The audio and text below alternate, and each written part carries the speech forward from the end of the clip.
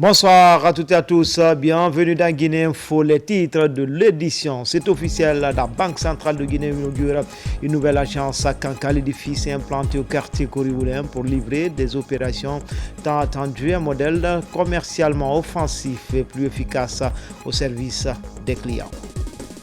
Et puis nous irons à Oudomakoro dans Kinyéran pour vous faire découvrir le quotidien des femmes sur les berges de la mare de Fanko. Des milliers de femmes accompagnées parfois de leurs maris développent l'agriculture écologique pour soutenir les foyers et garantir un avenir radieux à leurs enfants. Enfin, l'ambassadeur de France en Guinée sur le site de l'Académie KPC de Khoira, préfecture de Dubrika, un partenariat scellé entre l'Académie et la représentation diplomatique de la France à Conakry pour faciliter l'obtention des documents de voyage. Voilà pour le sommaire encore une fois. Bonsoir à tous. Tout d'abord, tenu à Conakry, c'est 26 et 27 février, d'un atelier d'échange et de réflexion stratégique des conseillers de la présidence et d'autres institutions de la République, initié par le cabinet du chef de l'État et coordonné par le ministère du Travail et de la fonction publique. Les travaux ont été facilités grâce au concours d'experts venus de l'École nationale d'administration publique de Québec. Explication d'Araba Moussa. La Guinée fait face aux défis de notre ère par le renforcement de son capital humain. Un vœu, une promesse chère au président de la République, le général Mamadi Doumbouya, qui se traduit par un atelier d'échange et de réflexion stratégique de haut niveau des conseillers de la présidence de la République, de la primature et d'autres départements sectoriels. Pendant 2 jours à Conakry, l'École nationale de l'administration publique du Canada, forte d'une réputation internationale solide, et dont sont issus plusieurs cadres de la haute administration guinéenne, a déployé des experts pour donner corps à cet exercice de partage au cours duquel les défis, perspectives et risques stratégiques selon les réalités guinéennes ont été explorés. Porté par le ministre directeur de cabinet de la présidence de la République, Djiba Diakité, qui fait de son cheval de bataille l'édification d'une main-d'œuvre qualifiée, une vision impulsée par le chef de l'État. Cet atelier est une des nombreuses actions visant à consolider l'intellect collectif de la République de Guinée. Cet atelier auquel vous prenez part aujourd'hui n'est que le prélude de futurs partenariats entre la Guinée et le Québec. Et ce non seulement dans l'optique d'améliorer l'efficacité de nos fonctions publiques respectives, mais aussi en ouvrant la voie à des collaborations dans de nombreux autres secteurs. Le programme Simandou 2040, ce vaste chantier au centre de la vision réformatrice des autorités guinéennes, précise d'ailleurs les domaines propices au rapprochement de la Guinée et du Québec.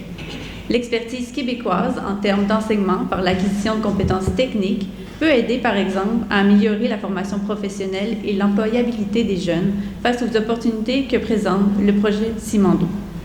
Pendant les 2 prochaines journées, 4 questions fondamentales que nous souhaiterons aborder avec vous et nous espérons que ces 4 questions pourront nous permettre de cheminer ensemble vers des solutions concrètes. Alors, évidemment, la première question que nous allons nous poser, c'est quelles sont les meilleures pratiques en matière d'analyse stratégique en contexte institutionnel africain. L'identification et l'analyse des risques stratégiques, opérationnels et normatifs des méga-projets ou des projets majeurs, en gardant évidemment en filigrane le contexte du projet Simandou.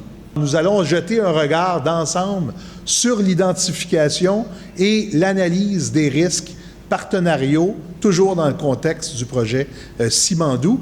Et nous terminerons avec, évidemment, les meilleures pratiques, comment adresser les véritables défis de gestion associés aux risques spécifiques des mégaprojets. La valorisation du capital humain, au-delà des mots, se matérialise donc par l'ouverture de la haute administration guinéenne aux plus grands instituts de sciences et du savoir.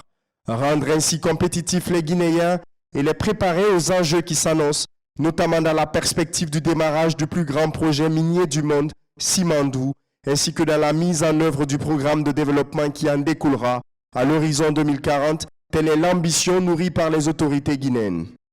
Cet atelier de réflexion et d'échange de haut niveau intervient dans un contexte particulier pour notre pays, marqué par la mise en œuvre du programme Simandou 2040, un programme d'envergure qui façonnera l'avenir économique et institutionnel de notre pays, la République de Guinée.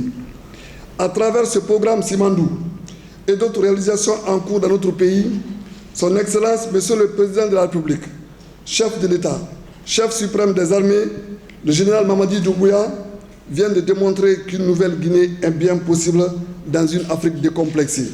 L'exemple vient d'en haut et l'imitation d'en bas, dit-on. C'est ainsi que le ton a été donné pour 2 jours de réflexion en vue de mieux cerner les enjeux liés au nouveau paradigme et aux défis émergents pour l'administration guinéenne. L'objectif de ce cadre d'échange n'est pas de dispenser une formation, mais de favoriser une dynamique d'interaction et d'apprentissage mutuel entre les facilitateurs ayant des expériences similaires et les conseillers et hauts cadres mobilisés. Dans un monde en perpétuelle mutation, il est impératif que notre administration développe des capacités d'adaptation et d'anticipation face aux enjeux stratégiques actuels. Cette initiative du cabinet de la présidence de la République ayant permis de mobiliser des experts de haut niveau de l'École nationale d'administration publique du Québec traduit la volonté du chef de l'État de renforcer la capacité d'analyse et de gestion stratégique des conseillers des administrations stratégiques de notre pays. Cet atelier qui permettra également de développer les outils efficaces pour contribuer à la réussite des chantiers de la refondation s'est conclu par une rencontre dînatoire au cours de laquelle les différents intervenants ont non seulement exprimé leur satisfaction, mais se sont évidemment projetés sur des perspectives heureuses. Le chef de la diplomatie guinéenne, le Dr Maurice Anda Kouyaté, qui a pris la parole au nom du gouvernement, ainsi que le représentant de la délégation canadienne, n'ont pas manqué de mots pour saluer la noblesse de l'initiative et la haute ambition du général Mamadi Doumbouya visant à valoriser et rendre performante l'administration guinéenne. Je suis sûr et certain que cette vision du chef de l'État sera une boussole pour le reste du monde, pour savoir que la base de tout pays, ce n'est pas les élections. La base de tout pays, ce ne sont pas des slogans politiques. La base d'un pays, c'est le quotidien au réveil jusqu'au coucher du plus petit habitant dans le plus petit hameau. Et c'est ça que veut le chef de l'État, que ce plus petit habitant dans le plus petit hameau ressente qu'il a sous la terre et sur la terre quelque chose que Dieu lui a donné et qu'il peut en profiter. C'est cela, Simandou 2040. S'il y a un domaine actuellement où le Québec peut et doit accompagner la Guinée dans sa stratégie de développement, c'est bien dans le secteur de la formation et de l'éducation de façon large. Et je dirais beaucoup plus marqué pour la Guinée, avec son projet du siècle. Je vous le dis par expérience, Simandou, c'est une mine du siècle, vraiment. Parce que dans un siècle, c'est rare de voir 2 projets comme Simandou. L'honneur est revenu ensuite à la ministre des Postes et Télécommunications, en tant que fruit de l'enseignement supérieur canadien, de s'adresser aux participants au nom du ministre directeur de cabinet. Aujourd'hui, je veux juste mettre un accent sur le fait que le deuxième axe de ce grand programme Simandou, c'est l'éducation, la culture. C'est notre fer de bataille. C'est là que nous savons que nous aurons une richesse durable, éperdument. Si nous réussissons à consolider notre capital humain, nous aurons réussi notre pari du grand programme Simandou. C'est la vision du chef de l'État. D'autres initiatives s'inscrivant dans le même registre sont notamment la construction de plusieurs établissements scolaires, l'initiation et la finalisation de nombreux ouvrages dans les institutions d'enseignement supérieur, le lancement de programmes d'équipement et de formation dans les métiers du numérique, la mise en place du Prytanée militaire, le lancement très prochain de Simandou Academy. Comme l'a récemment fait remarquer le ministre directeur de cabinet de la présidence de la République et président du comité stratégique de Simandou, je cite, « Conformément à la vision du chef de l'État, son Excellence le général Mamadi Doumbouya, le capital humain est au cœur du programme de développement socio-économique durable et responsable Simandou 2040. À travers l'initiative Simandou Academy, nous affirmons notre engagement à former les cadres guinéens et les générations futures, un élément clé pour garantir notre souveraineté. » Fin de... 11e édition de l'Assemblée générale des plateformes des régulateurs de l'audiovisuel de l'espace UEMOA et de la Guinée. Au cours de ce conclave, la Guinée a été honorée à travers l'élection à la vice-présidence de cette organisation sous-régionale du président de la Haute Autorité de la Communication. Les images de nos confrères de la RTBF sont commentées par Amadou Touré. Lutte contre le piratage des contenus audiovisuels via Internet était le thème de ce colloque international tenu à Ouagadougou, capitale du Burkina Faso. La Guinée a été représentée par Boubacar Yassine Diallo, président de la Haute Autorité de la Communication HAC, à cette importante rencontre sous-régionale. Une occasion pour ce journaliste, reconnu par ses pairs, de se prononcer sur les conséquences de ce fléau pour la production audiovisuelle en Afrique. Pour assainir le secteur des médias, pour promouvoir la liberté de la presse qui s'adosse sur la liberté d'expression, nous avons le devoir de protéger le contenu des œuvres cinématographiques et télévisuelles. Cette rencontre, qui est également la 11e Assemblée générale des présidents de la plateforme de régulation de l'audiovisuel de l'espace UEMOA et la Guinée, a servi d'occasion pour l'élection du Guinéen Boubacar Yassine Diallo comme vice-président de la plateforme des régulateurs de l'audiovisuel de l'espace UEMOA. Il devient ainsi la deuxième personnalité de cette instance après le président de la Haute Autorité de l'audiovisuel et de la communication du Togo, qui a été désigné président de la plateforme pour un mandat de 2 ans. Le piratage des contenus audiovisuels expose les créateurs à la mendicité, ce qui est inacceptable. Les créateurs de contenu doivent vivre du revenu de leur labeur et c'est à nous, parmi d'autres, de les protéger. En marge de ces travaux qui coïncident avec la tenue de la 29e édition du FESPACO, le président de la HAC a été reçu avec tous les honneurs en compagnie de ses homologues de la sous-région par le Premier ministre du Burkina Faso, Jean-Emmanuel Ouédraogo. Comme annoncé dans les titres, c'est officiel, la Banque centrale de Guinée inaugure une nouvelle agence à Kankan. L'édifice est implanté au quartier Koriwoulin pour livrer des opérations tant attendues, un modèle commercialement offensif et plus efficace au service des clients. En agrandissant ses écuries, la BCRG mise sur la proximité pour répondre aux besoins et exigences. Diamokaba. Ce 1er mars 2025 marque le 65e anniversaire de la création de la monnaie guinéenne.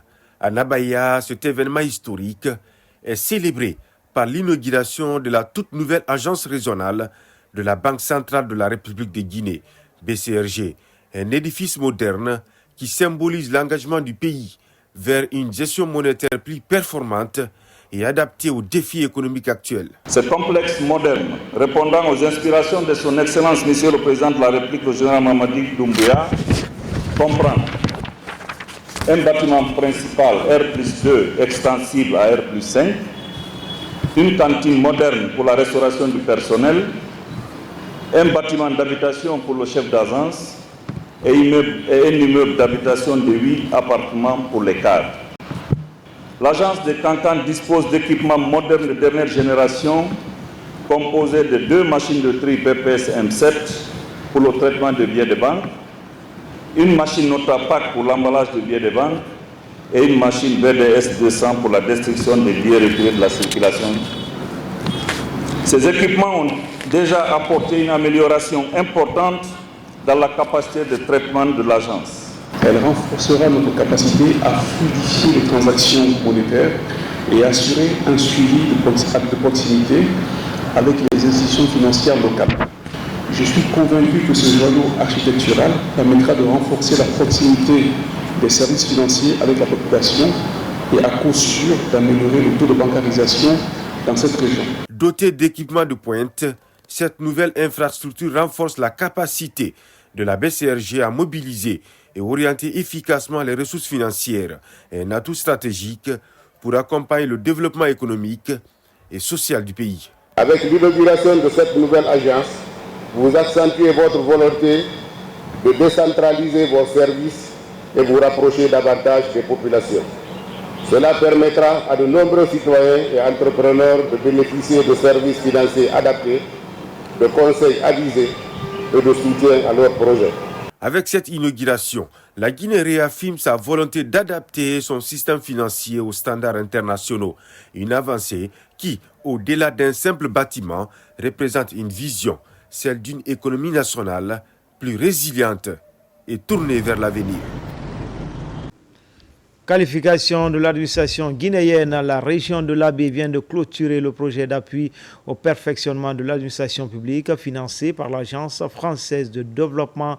Le PAPAP a permis de former 600 cadres intermédiaires dans les 4 régions naturelles à l'Abbé. C'est le ministre du Travail et de la fonction publique qui a présidé la cérémonie de certification. Mamadi Terna Kamisoko.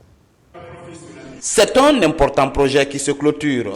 Le projet d'appui au perfectionnement de l'administration publique a permis la formation de 600 cadres intermédiaires dans les 4 régions naturelles du pays.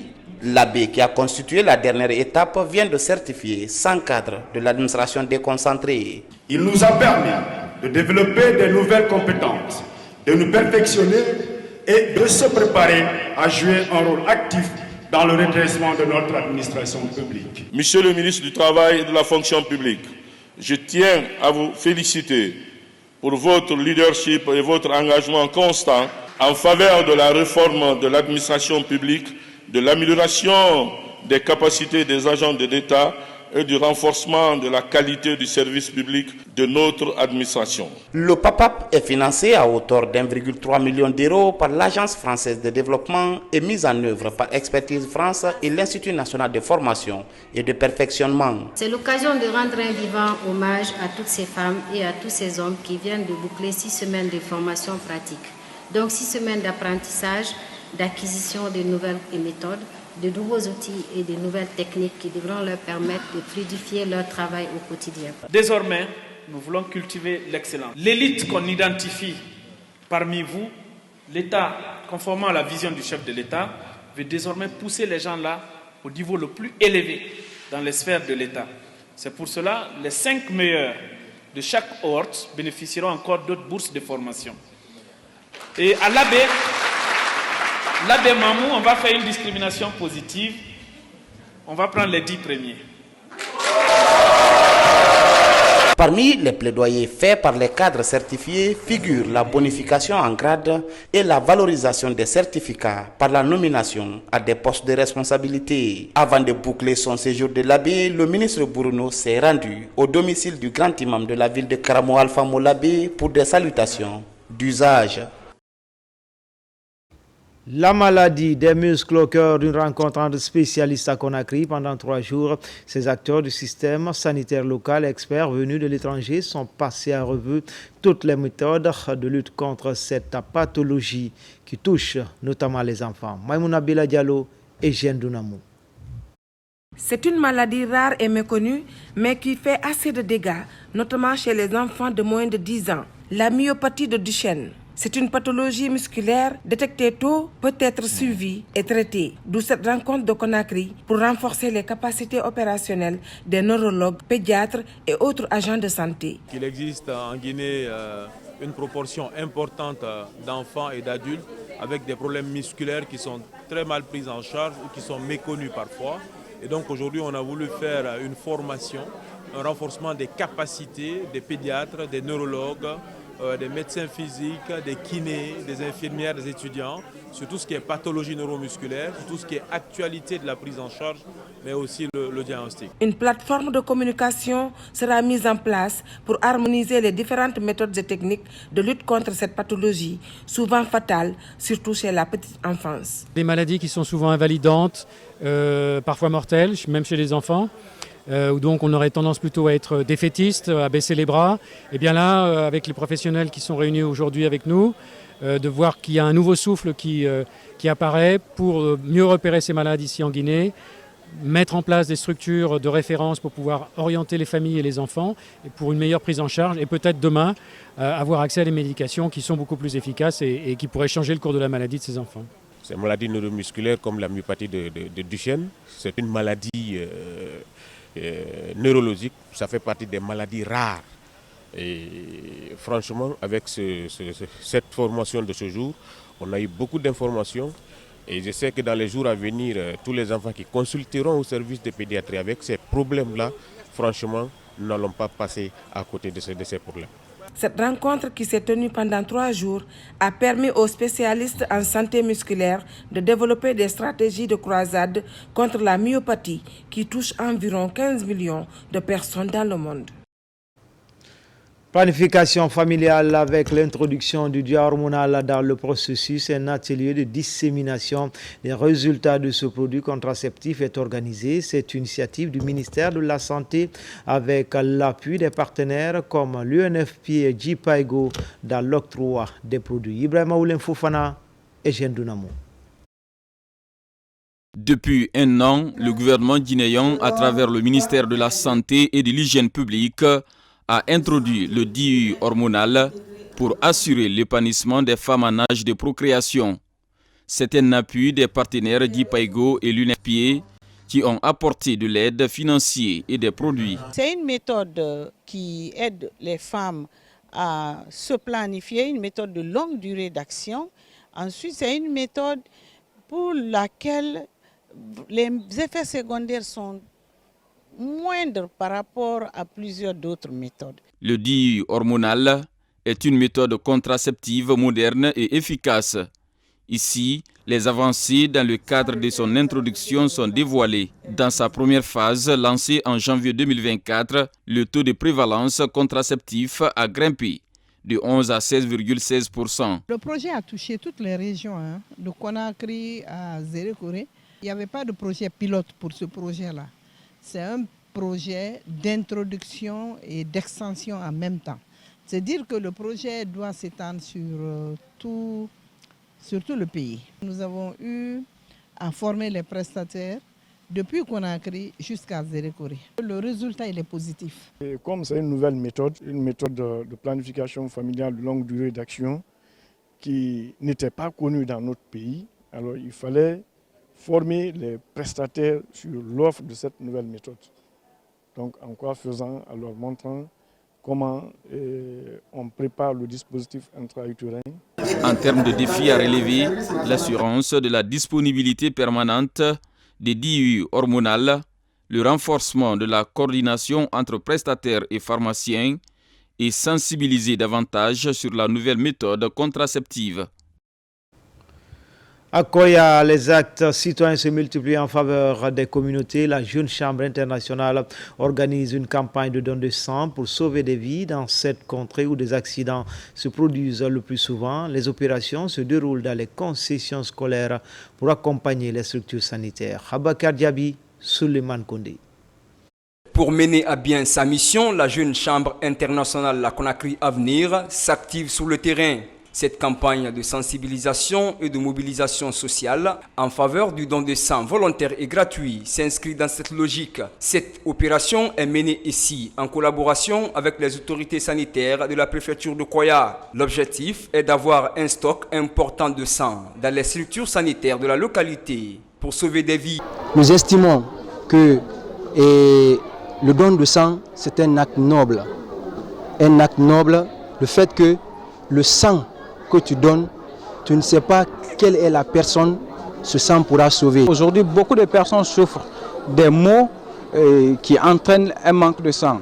La demande de sang est aujourd'hui très récurrente dans la préfecture surtout, mais l'offre est très minime. Donc donner un sang aujourd'hui contribuerait à sauver des vies. Cette initiative cible essentiellement les établissements scolaires de Koya. Elle intègre les élèves pour faciliter la prise en charge des malades. La démarche constitue l'un des projets phares de cette structure fêtière des jeunes pour contribuer à l'amélioration de la santé publique à Koya. Je voulais remercier ceux qui ont accepté de donner de façon bénévole leur sang pour sauver des vies humaines. Parce qu'on ne sait pas qui en aura besoin. Donner le sang sauve la vie des humains, parce que c'est très important. en cas de maladie. Le manque de sang dans les structures sanitaires du pays reste une problématique non négligeable pour les autorités sanitaires et les citoyens. Depuis 2013, ces jeunes leaders de Koya ne cessent de mobiliser toutes les couches sociales en faveur du don de sang volontaire et gratuit pour faciliter la prise en charge des malades dans les différentes structures hospitalières de leurs zones respectives. Sur l'île de Kassa, des causeries sur l'importance des serviettes hygiéniques sont initiées dans les concessions scolaires. Après sensibilisation, des kits ont été distribués aux jeunes filles. C'est une manière de préserver leur santé et les maintenir à l'école. C'est une des activités du Lions Club Conakry, Yara. Moussa Bangoura. C'est une campagne de sensibilisation et de distribution de serviettes hygiéniques. Ici à Kassa, dans les établissements scolaires publics, des causeries éducatives sont organisées sur l'importance de l'utilisation des serviettes hygiéniques.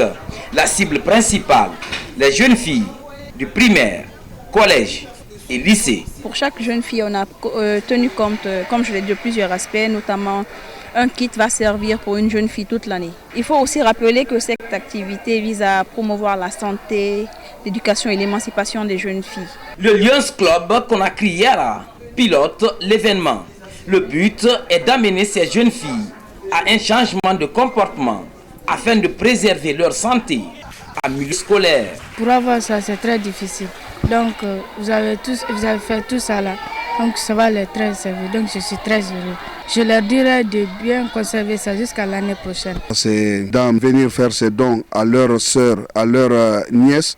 Vraiment, on ne fait que s'en féliciter et les remercier. Et mutuellement, se confier l'un à l'autre. D'autres activités sont prévues les jours à venir par ce mouvement de jeunes qui œuvrent pour l'accompagnement des jeunes filles en situation difficile. À présent, je vous amène à Wudoumakoro dans Kinyera, un village primitif de Sakho, pour vous faire découvrir le quotidien des femmes sur les berges de la mare de Fanko. Des milliers de femmes, accompagnées parfois par leur mari, développent l'agriculture écologique pour soutenir les foyers, garantir un avenir radieux à leurs enfants. Beaucoup de difficultés font baisser leur production ces dernières années, comme nous le montre ce reportage signé Komara Moussa. Voici le quotidien des femmes lorsque le soleil jette ses premiers rayons sur Wudoumakoro, un village agro-pastoral de la sous-préfecture de Kinyera. Menu des petits seaux et des dabas, direction cette plaine de 101 hectares pour entretenir leur potager. Une activité de Russes qu'elles ont hérité de leurs ancêtres venus s'installer au bord de cette mare Fanko en disparition il y a plus de 800 ans. Nous ne sommes pas dans les mines. Nos maris sont fatigués et nos enfants sont à l'école. Que deviendrons-nous si on ne fait pas le maraîchage? Surtout si nos ancêtres ne nous avaient pas laissé cette terre cultivable. Sur cette plaine à perte de vue, des variétés de légumes sont produits. Le manque d'eau dans la mare Fanko, de motopompes et produits contre les ravageurs font perdre la production chaque année. Une situation préoccupante pour ces habitants de Wudoumakoro, dont la principale activité reste l'agriculture. Nous ne gagnons pas assez d'argent sur nos productions. Il y a trop de souffrance que de rendement. Nos potagers sont envahis par les bétails. Il n'y a plus de grillage ni d'eau pour arroser. Après la récolte, difficile aussi pour nous de trouver des clients. Nos productions se limitent seulement à Koundian, Loïla ou Kinyeran. À Wudoumakoro, les femmes restent en première ligne de l'agriculture écologique. Elles sont souvent assistées par leurs maris, à l'image de ce couple sexagénaire en pleine activité de désherbage ce matin. Ma femme est fatiguée. C'est pourquoi, des fois, je m'efforce à venir l'aider pour nourrir les enfants et faire des revenus pour scolariser les enfants qui sont nos espoirs pour demain. Aucune de ces femmes n'a bénéficié jusque-là d'une formation en nouvelles techniques culturelles. Elle espère un appui constant des autorités ou ONG pour augmenter leur rendement. Surtout, leur aider à curer le lit de la mare Fanko, complètement tari. Dans le cadre de la promotion des nouvelles technologies de l'information et de la communication, des filles et femmes membres du Conseil national des femmes de Guinée sont à l'école à Kindia. La rencontre regroupe les points focaux communication de cette plateforme de la société civile. C'est une synergie ministère de la promotion féminine et le Fonds de consolidation de la paix. Alfaïsia Gaba, Fanala Baya Kamara. Selon une enquête menée par la Banque mondiale, les femmes ne représentent qu'un tiers de la main-d'œuvre dans les nouvelles technologies de l'information et de la communication, et le fossé est plus large en Afrique au sud du Sahara, avec seulement 37%. C'est pour inverser cette tendance que se tient cette rencontre de Kindia. À cette ère du numérique, l'accès aux services digitaux est essentiel pour l'autonomisation des femmes et la réduction des inégalités de genre. Nous, en tant que Nations Unies, croyons à la force de la mutualisation des efforts pour y arriver. Souvent, les femmes sont en liesse pour réclamer leurs droits. C'est du théâtre. Le droit ne se réclame pas. Il s'impose par le travail. C'est ce que vous êtes en train d'appliquer ici aujourd'hui. Outiller les femmes, c'est outiller la société guinéenne. La rencontre de Kindia regroupe les jeunes filles et femmes des différents bureaux du Conseil national des femmes de Guinée, venues des 33 préfectures et des différentes communes de Conakry. Ces femmes apprennent les différents outils informatiques. Elles sont là pour se former aux outils qui vont les aider à travailler, à représenter les femmes et inclure les femmes dans ce processus-là. Le Conseil national des femmes aussi qui va être l'organe qui va permettre aux femmes de s'exprimer, de travailler pour le bien-être des populations en général. Pendant une semaine, les différents outils liés au numérique ont été enseignés à ces points focaux. C'est dans le cadre du programme de participation des femmes et filles pour une transition apaisée et réussie du système des Nations Unies à travers le Fonds de consolidation de la paix.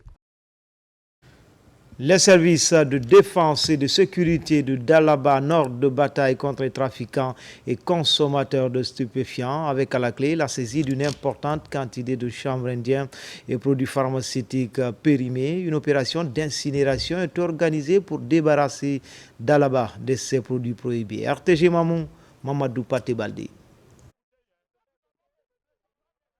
À Dalaba, les services de sécurité et de défense ont déclenché une offensive contre les détenteurs de chanvre indien et des vendeurs illicites des produits pharmaceutiques.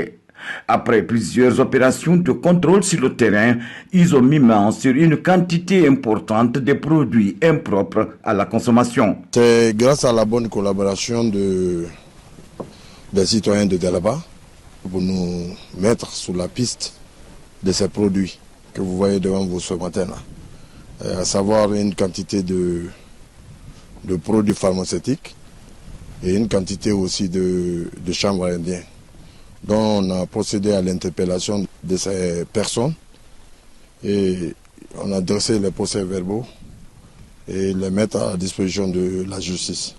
Au cours des opérations, les présumés détenteurs de ces produits prohibés ont été mis à la disposition des autorités judiciaires. Et le tribunal, enfin, dans la décision, a ordonné que les produits soient incinérés. Donc, il y a aussi une dizaine de kilogrammes de chanvre indien.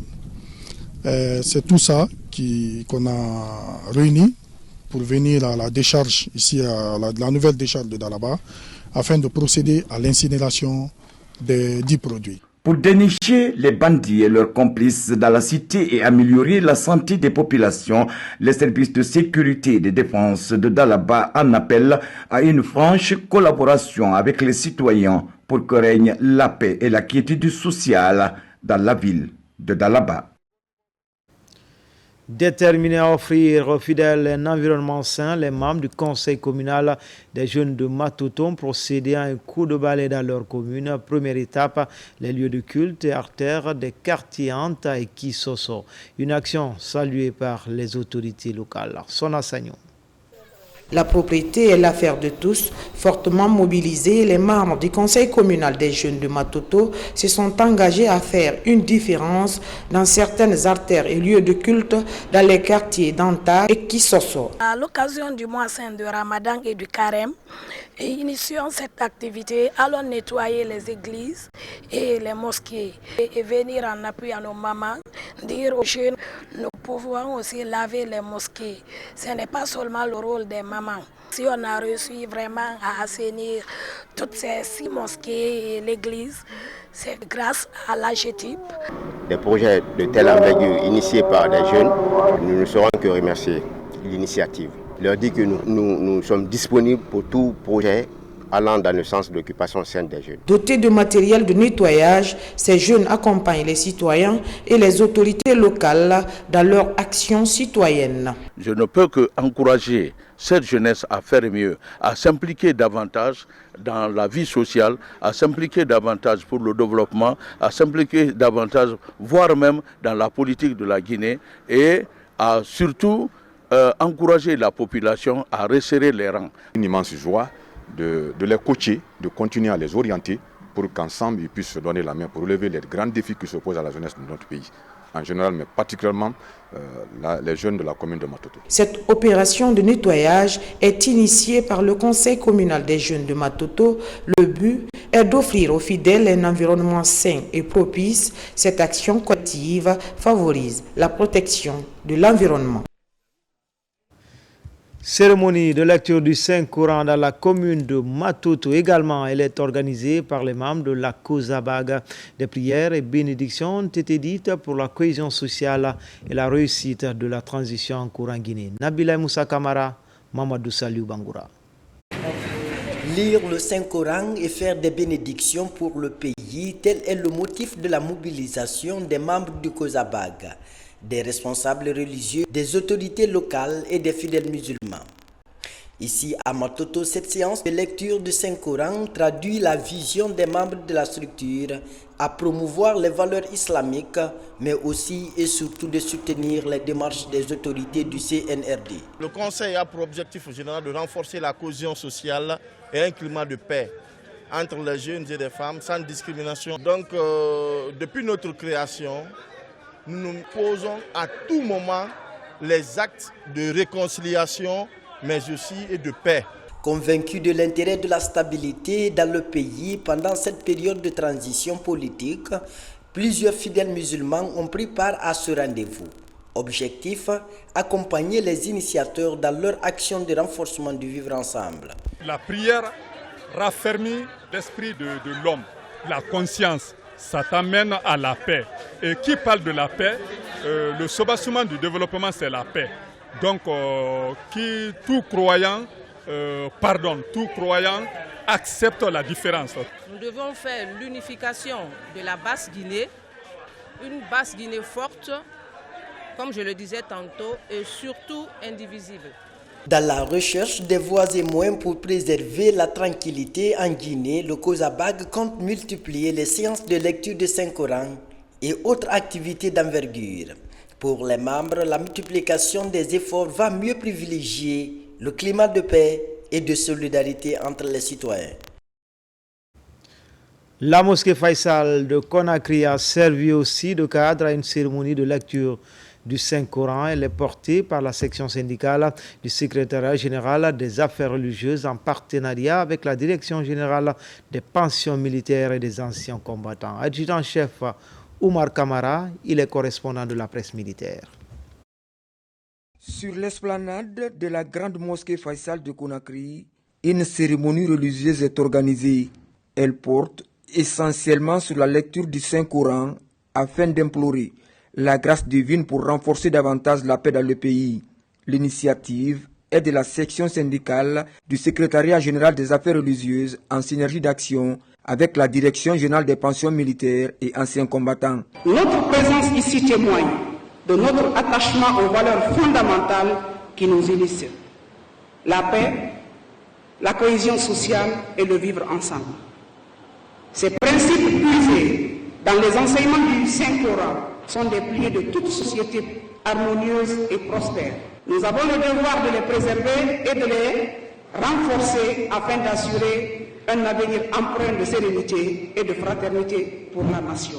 Les remerciements sont à l'endroit de la hiérarchie militaire et particulièrement aux organisateurs, à Madame la secrétaire syndicale des affaires religieuses qui a bien voulu porter son choix sur ma modeste personne. Je prie Allah le Tout-Puissant qu'il bénisse notre cher président du journal d'armée Mamadi Doumbouya et à son ministre de la Défense, l'ambassadeur Abakar Sidiki Kamara, et à toute la hiérarchie militaire, tous les hommes en uniforme qui se sont déplacés pour pouvoir assister à cette prière. Cette lecture du Saint-Coran est suivie d'une conférence débat sur le rôle de la Guinéenne dans la consolidation de la paix dans notre pays. En Guinée, il n'y a que des Guinéennes. Donc la considération ethnique, la considération tribale et la politique doivent être rejetées partout afin que la Guinée reste et demeure un pays stable. Et surtout à travers ces prières, nous avons formulé la prière fervente pour le chef de l'État qui dirige aujourd'hui la destinée de la Guinée. La cérémonie a été aussi marquée par la remise de satisfecit au ministre secrétaire général aux affaires religieuses pour ses efforts consentis dans la promotion de l'islam et surtout la réussite dans l'organisation des derniers pèlerinages à la Mecque. Inauguration d'une mosquée dans le secteur de Bara, district de Kamalaya, préfecture de Forikaria. Une maison de Dieu construite par le ministre de la Culture avec l'appui du chef de l'État général Mamadi Doumbouya. Les populations de Benna sont sorties massivement à l'occasion de l'inauguration de cette mosquée. Bosman Mamadou Djoumaba. District de Kamalaya, secteur de Bara. Nous sommes en terre maurianaise dans le Benna profond. Une forte mobilisation des populations heureuses d'accueillir la délégation ministérielle. Carnaval, chants et pas de danse du terroir dans un enthousiasme comme pour marquer leur adhésion aux idéaux du CNRD avec à sa tête le général Mamadi Doumbouya. C'est à la faveur de l'inauguration de cette mosquée construite par le ministre Moussa Moïse Silla, fils de la localité. Dans la délégation, plusieurs cadres et membres du gouvernement. L'une des préoccupations de cette population, c'était d'avoir un lieu de culte, un lieu de prière commode qui puisse leur permettre donc d'exprimer un peu leur foi en Allah. Et par la grâce donc d'Allah et le soutien accru du chef de l'État, le général Mamadi Doumbouya, nous avons pu répondre favorablement à cette sollicitation de la population de Bara. La mosquée, elle est finie. Les populations donc ont tenu à se mobiliser fortement. Il y a eu des déplacements dans tous les villages environnants, le préfet, et ainsi de suite, pour venir ici exprimer leur joie, leur satisfaction. Vous avez vu ici que les populations sont dans l'effervescence. Tout le monde est content ici. Vous avez vu les t-shirts, vous avez vu les casquettes à l'effigie du président de la République, ce qui prouve à suffisance qu'ici à Benna, c'est le général Mamadi Doumbouya. L'ouvrage d'une grande capacité pourra accueillir tous les fidèles musulmans de Bara et des localités environnantes. Il est équipé de panneaux solaires avec des mesures d'accompagnement pour assurer l'entretien de cette maison de Dieu. Nous sommes très ravis et très contents aujourd'hui pour avoir cet édifice. Moussa Moïse aussi a décidé qu'il va faire un four ici pour nous accompagner, comment gérer et pour faire entretenir cette mosquée-là. À l'occasion de cette inauguration, les fidèles musulmans ont réalisé plusieurs séances de lecture du Saint-Coran. Des prières et bénédictions pour implorer Allah afin qu'il répande sa miséricorde sur l'ensemble des Guinéens, avec à la tête le chef de l'État, général Mamadi Doumbouya. La synergie GM2 25 rentre d'une tournée de sensibilisation dans certaines sous-préfectures au centre urbain de Bokeh. Il a été question pour la coordination de cette synergie de dérouler la vision du chef de l'État pour le décollage économique du pays, mais aussi sa volonté à maintenir la quiétude sociale. Bakary Bamba Kondé. GMD 25, la synergie de soutien au président de la République, général Mamadi Doumbouya, sur le terrain d'information et de sensibilisation autour des acquis du CNRD. Dans la préfecture de Boké, elle est venue établir un contact direct avec toutes les sous-préfectures et le centre-ville afin d'encourager l'adhésion aux idées de refondation de l'État et d'assurer un soutien continu au chef de l'État. La synergie GMD 25, entendez Général Mamadi Doumbouya 2025, est née du constat factuel. Parce que nous avons trouvé un sursaut national sur l'ensemble du territoire. Tout le monde veut le général Mamadi Doumbouya. Mais même si on est majoritaire, s'il n'y a pas d'organisation, on peut perdre là où on devrait absolument gagner. C'est pourquoi nous avons dit qu'il faille créer une structure fêtière qui regroupe l'ensemble des partis politiques, des mouvements, des associations, des syndicats qui soutiennent les nobles idéaux du CNRD. La rencontre a débuté par une réunion au siège de la préfecture réunissant toutes les couches socio-professionnelles. Des discussions ont essentiellement porté sur les motifs de la création de la synergie GMD 25 et les principaux axes du programme de refondation proposé par le président de la République. Suite aux actions menées dans cette région, dans le cadre du développement, qui était jadis considérée comme une région de turbulence, mais avec l'avènement du chef de l'État, le président de la République Mamadi Doumbouya, qui a eu une vision claire et qui a pu diagnostiquer le problème de Bokéka. Et il a trouvé la solution. La synergie GMD 25 dans la préfecture de Boké représente une étape importante vers la mobilisation collective des populations de Kakandé en faveur des idées de refondation de l'État prônées par le général d'armée Mamadi Doumbouya.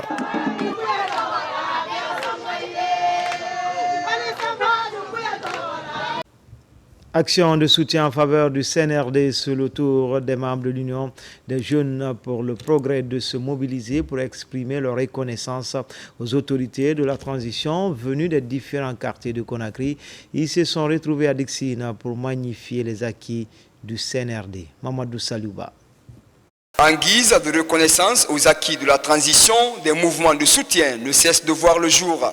Dans la commune de Ratoma, le mouvement Le Général Mamadi à la victoire vient d'être mis en place. Il est porté par les femmes issues de tous les domaines d'affaires. Ces femmes sont résolument engagées à accompagner les projets de développement enclenchés par le CNRD. En ce jour historique, nous nous rassemblons pour donner naissance à un mouvement porteur d'espoir et de renouveau. Un mouvement qui incarne la force, le courage et la détermination des femmes de notre nation guinéenne. Le nom que nous portons, Mouvement Le Général Mamadi à la victoire, est bien plus qu'un titre. Il est le reflet de notre engagement indéfectible envers l'avenir de notre nation. Ce baptême de feu mobilise non seulement les femmes, mais également plusieurs acteurs de la vie sociopolitique guinéenne. Ici au carrefour Amdalaï, tous prônent la paix et la cohésion sociale en Guinée pour assurer un avenir meilleur à la nouvelle génération.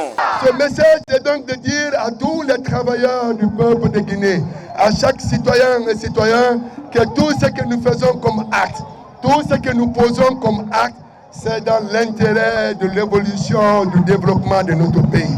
Voilà ce que rêve le président. Ce que nous allons leur demander, de faire toujours de la sensibilisation autour de l'unité nationale, autour de la cohésion sociale, autour du vivre ensemble. Et de ne pas oublier de faire de la sensibilisation pour que tout le monde ici à Ratoma puisse se recenser. Les activités du mouvement Le Général Mamadi à la victoire est désormais lancée. Ses membres ambitionnent déjà de mener les actions fortes sur le terrain en vue de soutenir le développement socio-économique amorcé par le gouvernement de la transition. Vous l'avez compris, à Conakry, les femmes adhèrent aux idéaux du CNRD de son président Ratouma. Le mouvement dénommé Général Mamadi à la victoire vient de lancer cette activité, un événement qui a mobilisé autorités communales et actrices de développement. Une occasion également de mettre l'accent sur les enjeux liés à la nouvelle constitution. C'est un reportage signé Abakar Diaby et Morlaï Souma. L'association des femmes solidaires de Guinée Simandou 2040 a organisé une journée de sensibilisation et de promotion des acquis du CNRD, une activité qui s'est déroulée autour d'un carnaval qui est parti de Tombolia pour le centre-ville de Kalouma. Marie-Angélique Bangoura. L'ambiance est bon enfant sur le trajet Tombolia-Kaloum. Ce carnaval est organisé par l'Association des femmes solidaires de Guinée, Simandou 2040. Par cette mobilisation, elles entendent apporter leur soutien aux autorités de la transition. Ici, la sensibilisation est axée sur l'utilisation des passerelles, la propriété de la ville et l'entretien des infrastructures. On a initié cette journée de sensibilisation pour reconnaître en première position les acquis de notre président Mamadi Doumbouya.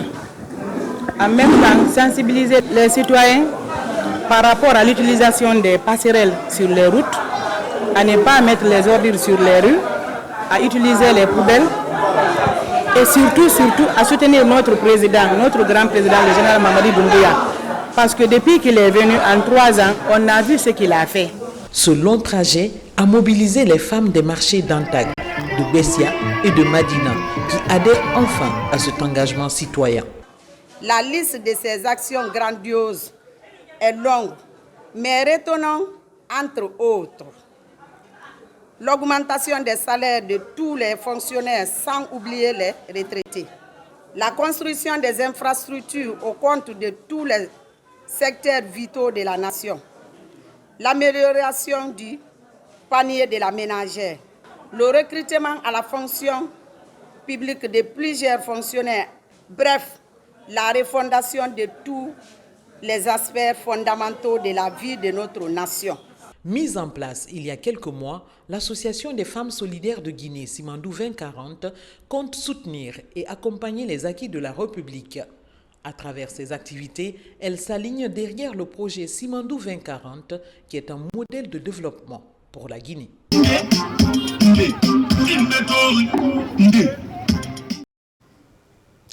Et puis l'ambassadeur de France à Conakry sur le site de l'Académie KPC de Rorira. Un partenariat vient d'être scellé pour l'obtention des papiers de voyage pour les académiciens à l'international. C'était un reportage signé Abakar Junior Kamara.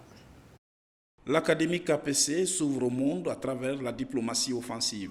Ce jeudi 27 février 2025, l'ambassadeur de la France visite les installations de l'Académie à Rorira, dans la préfecture de Debreka. Du bloc administratif aux pelouses, en passant par la piscine et le trottoir des enfants, tout a été visité par l'ambassadeur. Je voudrais rendre hommage à M.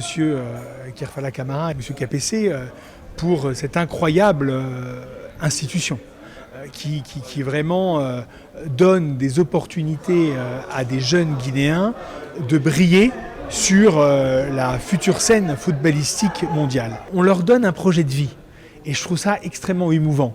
La visite de l'ambassadeur de la France en Guinée est un ouf de soulagement pour l'équipe d'encadrement.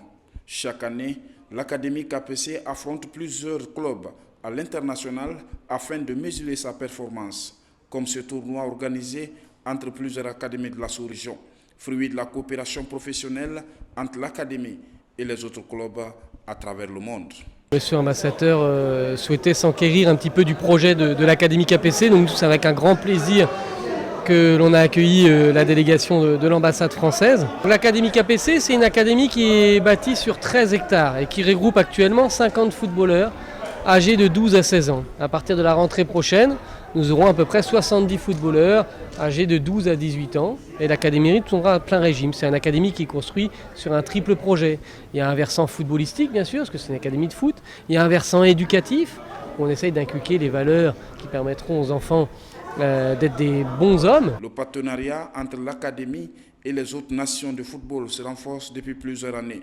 D'autres académies de la sous-région sont reçues en Guinée afin de partager leur expérience dans la formation des futurs footballeurs professionnels de Guinée. Enfin, culture, le Ballet africain de Guinée recrute 50 nouveaux artistes pour la relance de ce groupe légendaire. Le casting est organisé à la Maison des Jeunes de Taouya, c'est dans la commune de Ratoma. Parmi les invités, notre reporter Mohamed Troua Kamara. Suivez son reportage.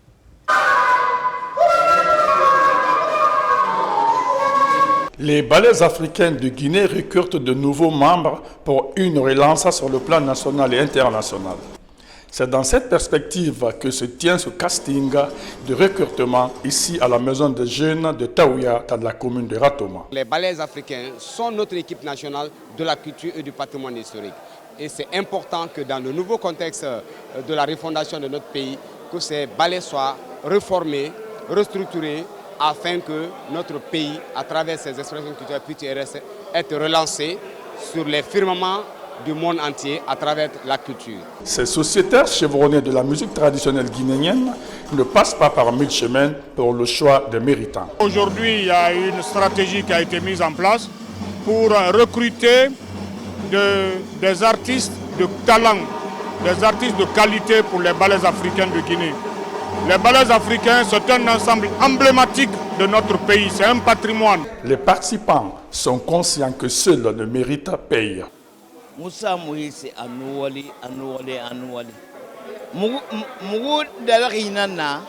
Notre promotion est déjà à la retraite. C'est pourquoi nous sommes en train de recruter les nouveaux, associés de quelques anciens. Nous remercions le ministre de la Culture et le président général Mamadi Doumbouya pour cette initiative. Les critères de recrutement sont basés sur l'esprit de partage, d'équipe et être de nationalité guinéenne. Danseurs, acrobates, chanteurs et instrumentalistes rivalisent donc pour être parmi les 50 meilleurs qui seront retenus. C'était tout pour les infos. Tout le plaisir a été pour moi de vous servir. L'information se poursuit sur le www.rtgguinée.info. À demain pour d'autres actualités sur la Guinée, notre paradis terre de richesse et d'innovation. Inch'Allah.